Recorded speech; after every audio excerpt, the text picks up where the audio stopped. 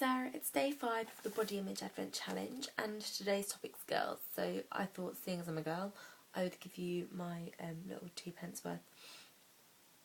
So yeah, I think, because obviously yesterday's topic was guys, and I was thinking about the difference between female and male body image, and I actually don't think there's that much of a difference really at all. I think the main thing that makes it seem like there is a big difference is that girls talk a lot more than guys do. I mean, whenever we've spoken to guys for this sort of challenge, they've been much less happy to kind of open up to us and to get involved, whereas girls are happier to talk, I think, because they do it more often. And I think in some ways, yeah, that's a good thing, because there is a raised awareness of the way that they're feeling and they can identify that. But I think the problem is often so much of these discussions do focus on the negative, negative aspects of their body image, that it almost reinforces that the more and more they say it. So if they're talking about things they hate about themselves, be it that, I don't know, their bum's too big or their hair's crap, they talk about it to such an extent that they actually end up believing it more.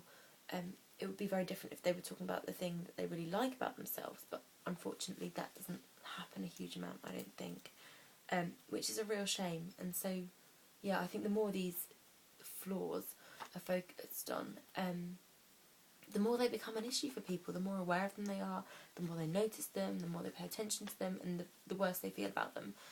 And I think this becomes a problem because I don't think body image issues ever really start with the body, to be honest.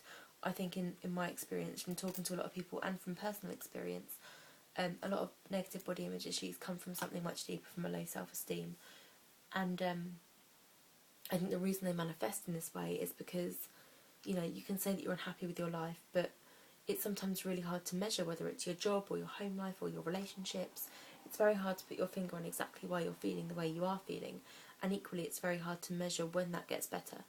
Whereas if you look at your body, it's set out for us very clearly what we should look like, the people that we should be aspiring to replicate in our image and in our, the way that we present ourselves.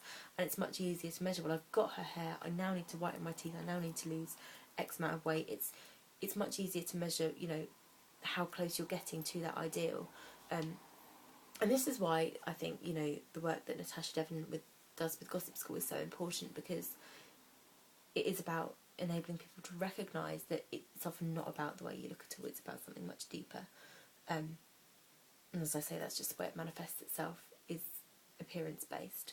And I think, my thoughts, my personal belief that that's the way it works actually comes from experience as well, in terms of I've had a bad body image. Well, I did have a very bad body image for about 5 years, and I was constantly striving to better my body and to, make it more ideal in a sense, but actually probably, well, definitely ended up looking worse than I did when I started.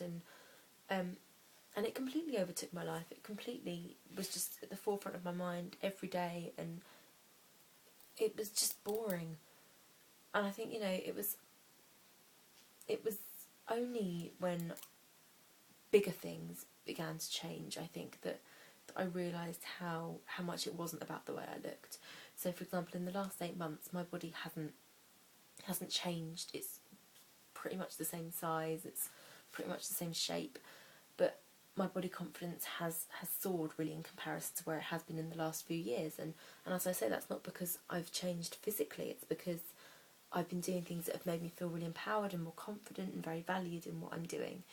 And as a result, I don't feel the need to, I guess, pick apart every aspect of my body. And yeah, I still have days where I wake up and feel crap about the way I look, but I also have days where I wake up and think, you know what, I look alright, I look good enough.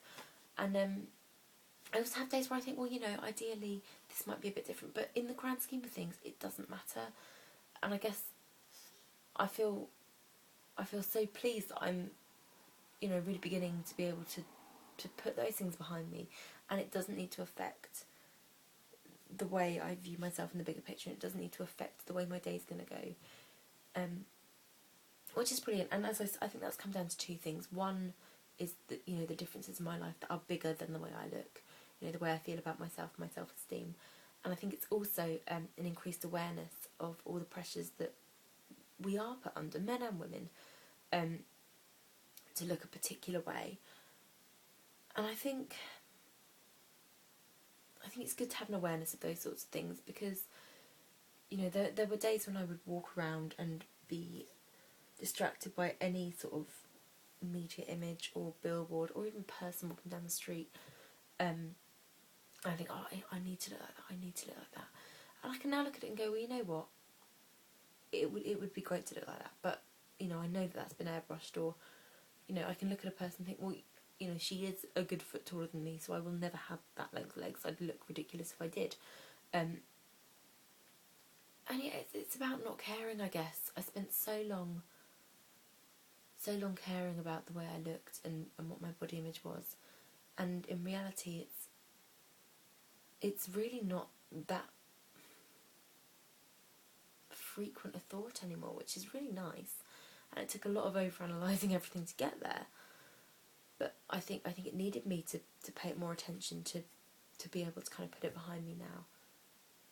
So yeah, I've probably rambled loads, but that's my thoughts on today's topic. So thanks for listening. Bye.